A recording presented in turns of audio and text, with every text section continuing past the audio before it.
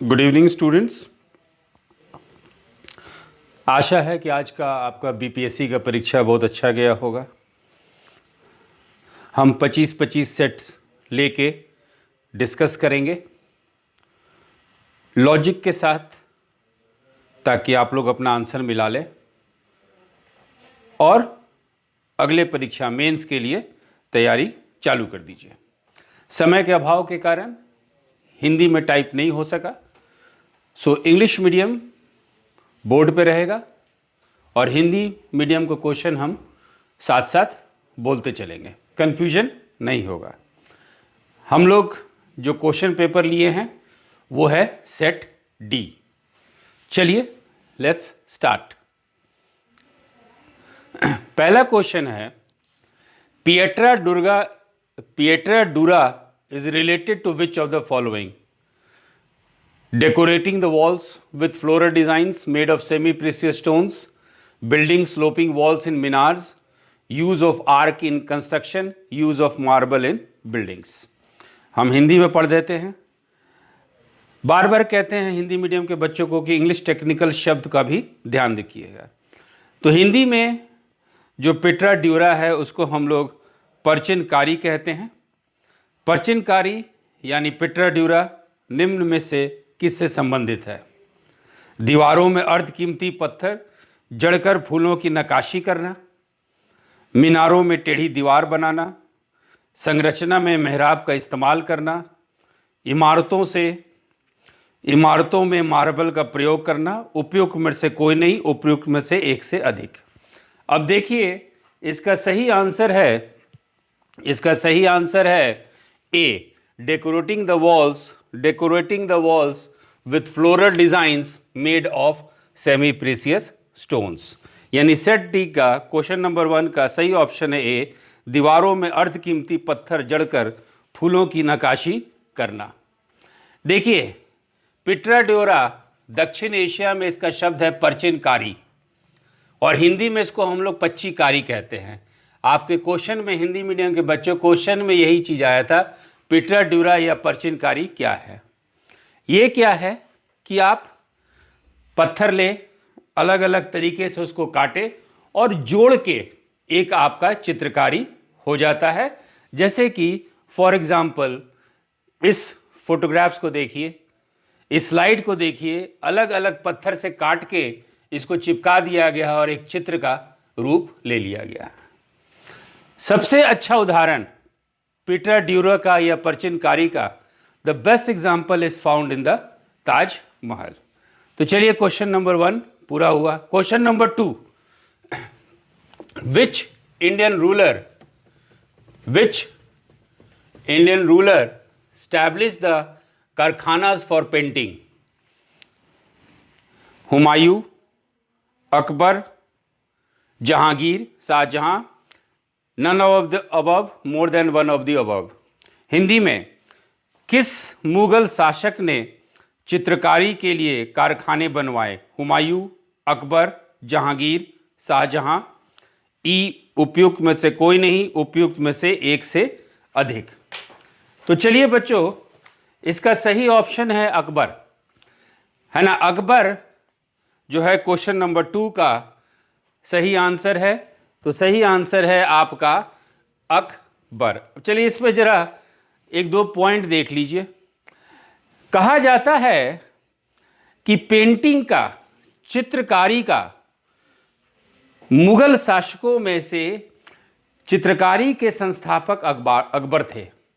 Akbar was the real founder of Mughal school of painting. और अकबर जो है इसको बहुत ही व्यवस्थित बनाए थे।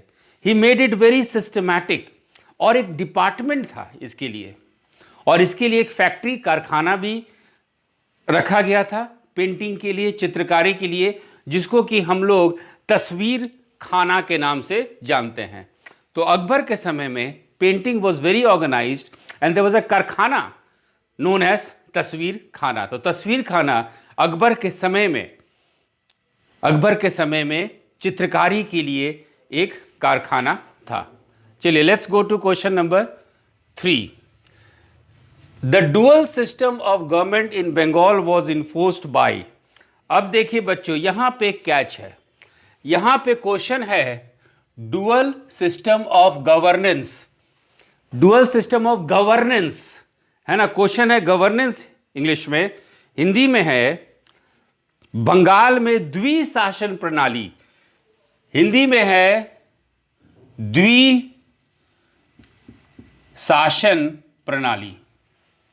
और अब जो है क्वेश्चन है बंगाल में द्विशासन प्रणाली किसके द्वारा लागू की गई, हिंदी मीडियम का ये क्वेश्चन है, जो कि विक्रम हमको क्वेश्चन पेपर भेज दिए हैं, मोबाइल पे मेरा है, उसी हिंदी क्वेश्चन पेपर को हम देख के पढ़ रहे हैं। तो ए ऑप्शन है वॉरेन हेस्टिंग्स, बी है विलियम बेंटिक, सी है रॉबर्ट क्लाइव, डी है लॉर्ड कर्जन। अब इसको हम लोग देखते हैं। The dual system of governance in Bengal was enforced by Warren Hastings, William Bentinck, Robert Clive and Lord Curzon. अब इस पे आंसर आने से पहले भी आप लोग को हम हिदायत दे चुके थे कि क्वेश्चन पेपर को जब टाइप 1 क्वेश्चन हो बहुत ध्यान से पढ़िए, और खास करके ई ऑप्शन पे ध्यान बहुत दीजिए। अब देखते हैं कि इसका आंसर क्या होगा। तो बच्चों, इसमें हम लोग जो बात किए हैं डुअल गवर्नमेंट इन बंगाल, तो डुअल गवर्नमेंट जो है हिंदी में जो द्वैध शासन कहते हैं आप, वो बंगाल में हम लोग 1765 में देख चुके हैं कि रॉबर्ट क्लाइव द्वारा जो लागू किया गया। इसमें क्या था कि बंगाल का जो प्रशासन था, the administration of Bengal was in the hands of Nawab, जिसको कि निजामत अधिकार कहते हैं या निजामत राइट्स कहते हैं। और दूसरा था दीवानी। दीवानी मतलब वो अधिकार जिससे कि आप राजस्व इकट्ठा करेंगे, means diwani rights was given to the East India company. तो रॉबर्ट क्लाइव वाला पोजीशन हम लोग को क्लियर हो जाता है। अब देखिए एक और चीज देखिए कि आपका पिट्स इंडिया एक्ट आया था 1784 में। पिट्स इंडिया एक्ट जो था 1784 में, वॉरेन हेस्टिंग उस समय यहां के गवर्नर जनरल बने थे इस पिट्स इंडिया एक्ट के कारण, ठीक है। और पिट्स इंडिया एक्ट में क्या हुआ कि ब्रिटिश पार्लियामेंट, अंग्रेजी पार्लियामेंट जो है, ब्रिटिश पार्लियामेंट जो है, कंपनी को 2 भाग में बांट दी, उसके कार्यों को 2 भाग में बांट दी। एक हो गया कॉमर्शियल यानी वाणिज्यिक, और दूसरा हो गया राजनीतिक पॉलिटिकल यानी एडमिनिस्ट्रेटिव, ठीक है। और इसके साथ पिट्स इंडिया एक्ट के द्वारा जो है कोर्ट ऑफ डायरेक्टर्स की एक कोर्ट ऑफ डायरेक्टर्स का कार्य को निर्धारित कर दिया गया। जो निदेशक मंडल थे उनका काम निर्धारित कर दिया गया कि कोर्ट ऑफ डायरेक्टर्स यानी निदेशक मंडल जो हैं सिर्फ वाणिज्यिक, ईस्ट इंडिया कंपनी का वाणिज्यिक कार्य देखेंगे, राइट। और एक बोर्ड ऑफ कंट्रोल, नियंत्रण बोर्ड की स्थापना हुई जो कि पॉलिटिकल मामला यानी राजनीतिक जो है ये कार्य देखेंगे। और इसके कारण फिर से जो है बंगाल में हम लोग को डबल गवर्नमेंट यानी जो क्वेश्चन है द्विशासन, डबल गवर्नेंस हम लोग को मिलता है। ये कुछ नई बात नहीं है बच्चों, लॉकडाउन सेट में ये क्वेश्चन आप लोग को हम दिए थे और इस पे ये चर्चा भी हुआ था। आप लोग चाहें तो लक्ष्मीकांत किताब जो है इंडियन पॉलिटी, भारतीय राज व्यवस्था बाई लक्ष्मीकांत, उसमें पिट्स इंडिया एक्ट ऑफ 1784 पढ़िएगा, 1784 का जो पिट्स इंडिया एक्ट है उसको पढ़िएगा, तो आपको ये लाइन जो है Thus it established a system of double government when ये द्विशासन की स्थापना हुई थी। एक और सिस्टम आया था जिसको कि हम लोग डायरकी बोलते हैं, जो कि 1919 के भारत सरकार अधिनियम के कारण, गवर्नमेंट ऑफ इंडिया एक्ट 1990 में, जिसको हम लोग हिंदी में द्वैध शासन कहते हैं और अंग्रेजी में डायरकी कहते हैं, एक और ऐसा सिस्टम आया था 1919 में। तो एक तो रॉबर्ट क्लाइव लेके आए थे, एक ब्रिटिश पार्लियामेंट लेके आई थी और एक गवर्नमेंट ऑफ इंडिया एक्ट 1919 आया था।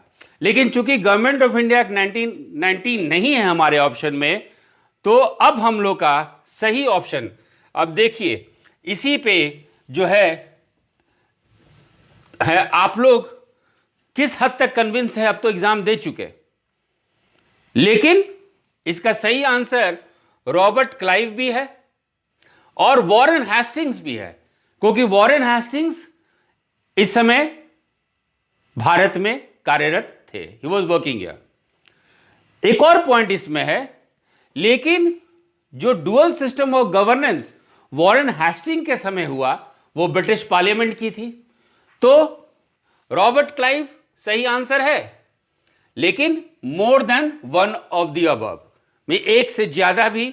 और चूंकि वॉरेन हेस्टिंग्स खुद इसको इन्फोर्स नहीं किए थे, लागू नहीं किए थे, ये ब्रिटिश पार्लियामेंट के द्वारा होता है, तो ये ऑप्शन आपका नन ऑफ द अबव, उपयुक्त में से कोई नहीं भी आता है।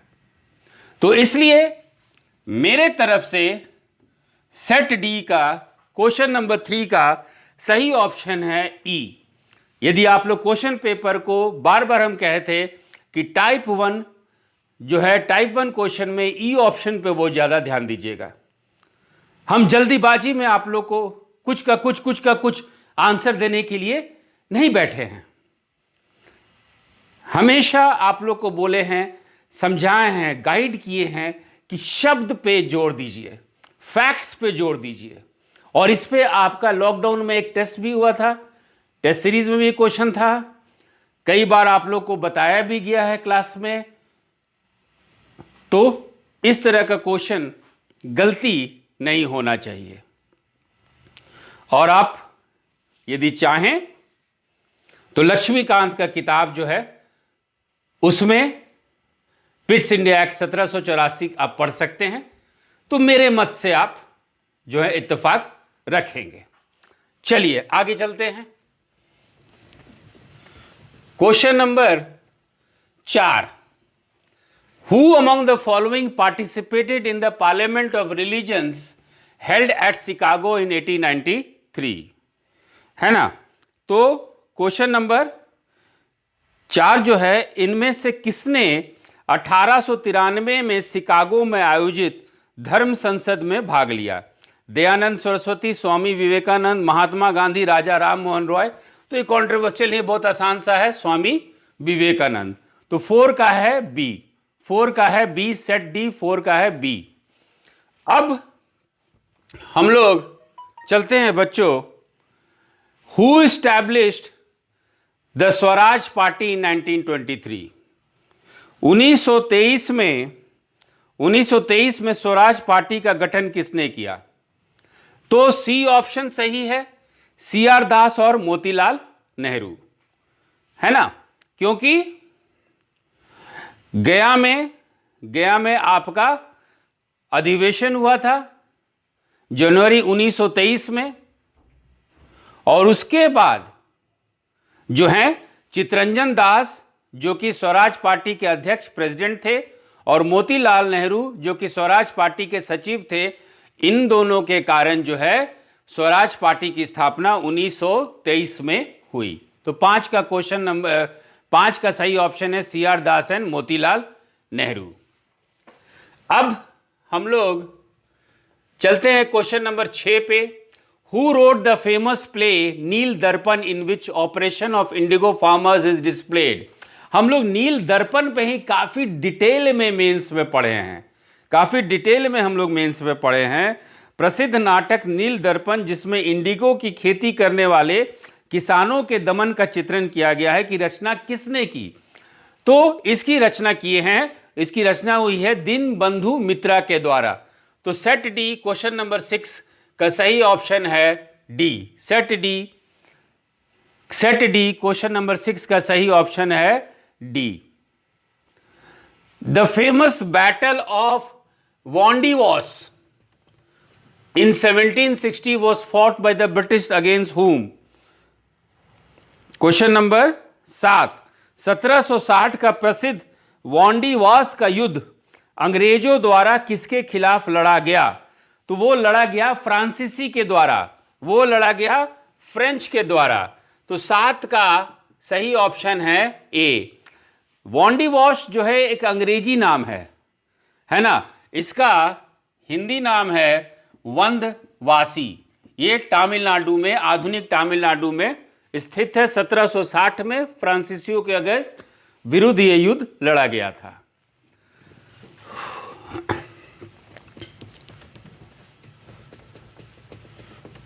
Question number 8, which of the following acts introduce separate electrode system in India?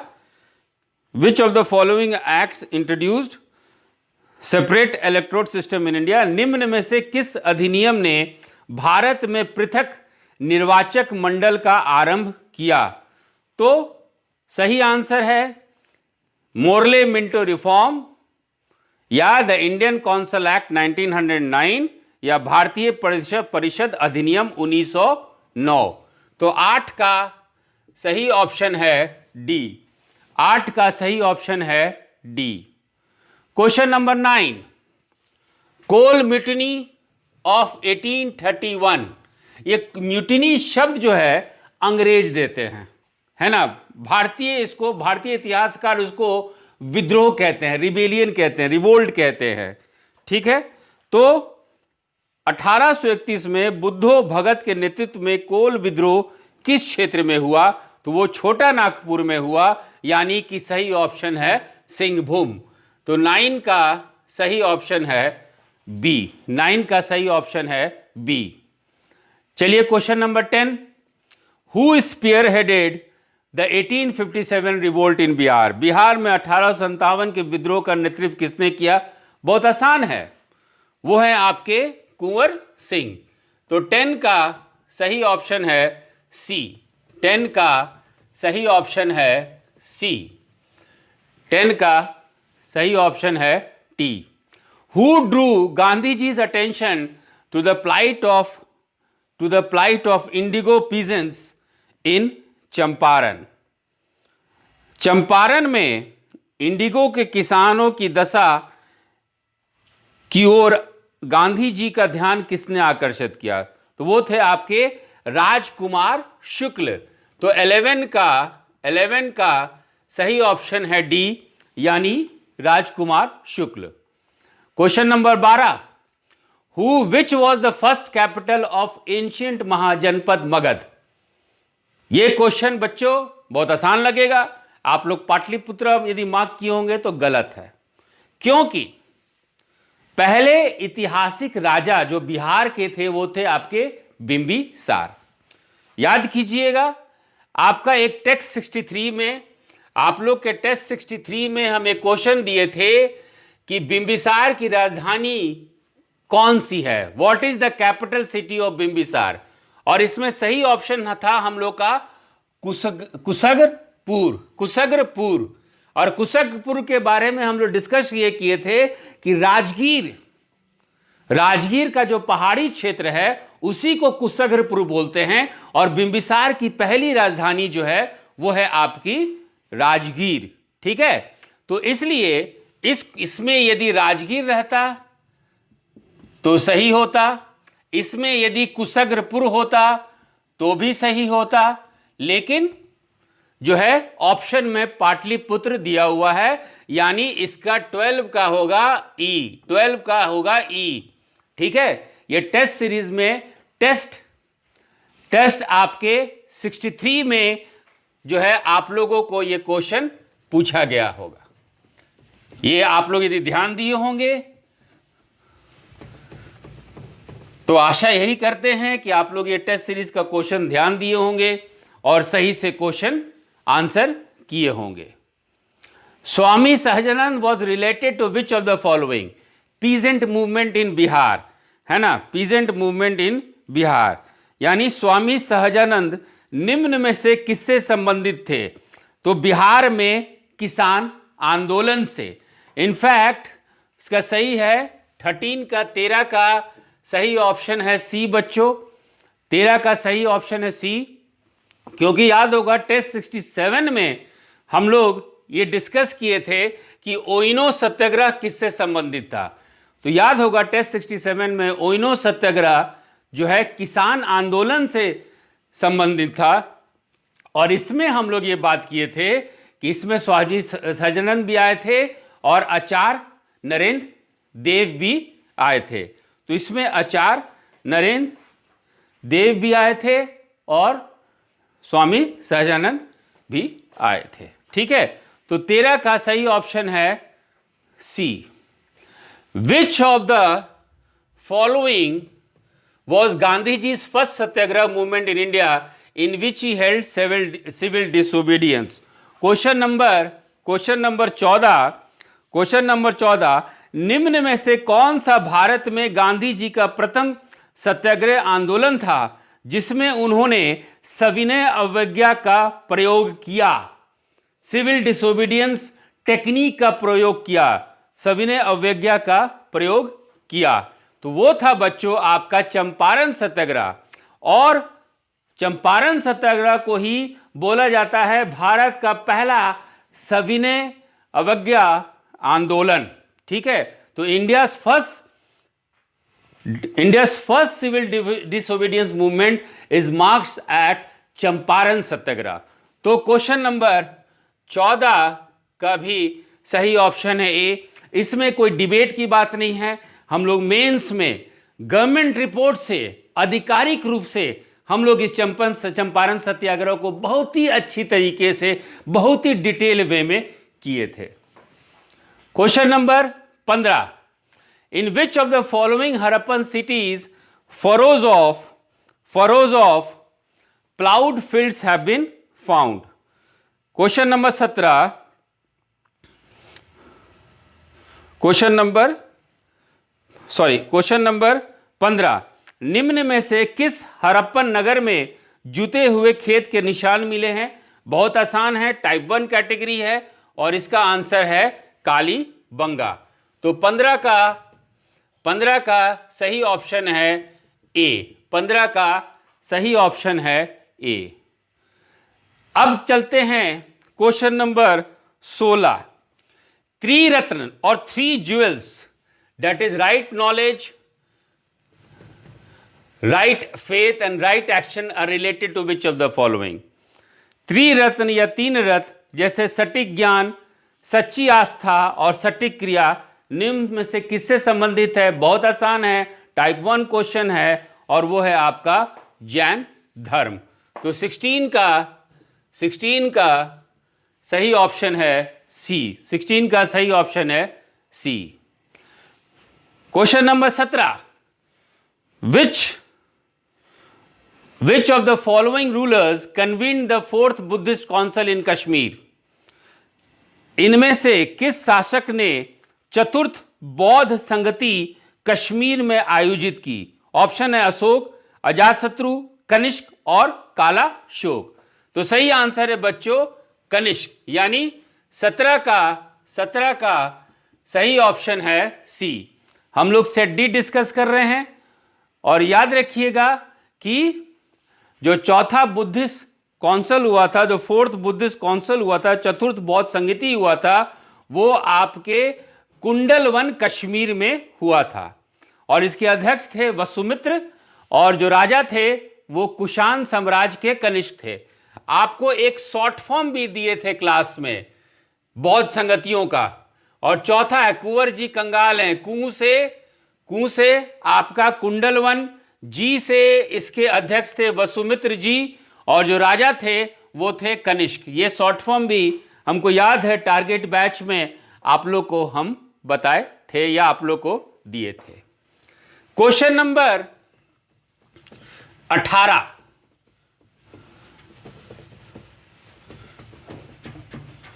Question number 18, which of the following philosophies of India propounded the atom theory? Hindi में निम्न में से किस भारतीय दर्शन ने परमाणु सिद्धांत का प्रतिपादन किया? योग, न्याय, सांख्य या वैशेषिक? सही आंसर है वैशेषिक्स, यानी 18 का सही ऑप्शन है आपका डी। 18 का सही ऑप्शन है डी, जिसको कि हम लोग इसके प्रतिपादक हैं ये फिलॉसफी को, ये सिद्धांत को देने वाले का नाम है कनड। देने वाले का नाम है, इन्हीं के द्वारा ये सिद्धांत को प्रतिपादित किया गया था। इसको हम लोग वैशिष्ट सूत्र के नाम से भी जानते हैं, और जो है कन्नड का मतलब होता है परमाणु को खाने वाला, एटम ईटर। ठीक है, तो कन्नड सिद्धांत के नाम से भी हम लोग जानते हैं, और इनके सिद्धांत को कन्नड सूत्र के नाम से भी जाना जाता है। तो वैशिष्ट क्वेश्चन नंबर 18 का सही ऑप्शन है वैशिष्ट। Question number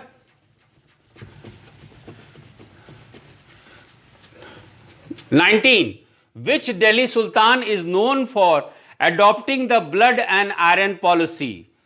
Which Delhi Sultan is known for adopting the blood and iron policy? किस दिल्ली सुल्तान ने रक्त एवं लौह की नीति अपनाई? तो बहुत आसान आंसर है, बलबन है बच्चों, इसमें कोई डिबेटेबल पॉइंट नहीं है। तो क्वेश्चन नंबर 19 का सही ऑप्शन है बी। क्वेश्चन नंबर 19 का सही ऑप्शन है बी।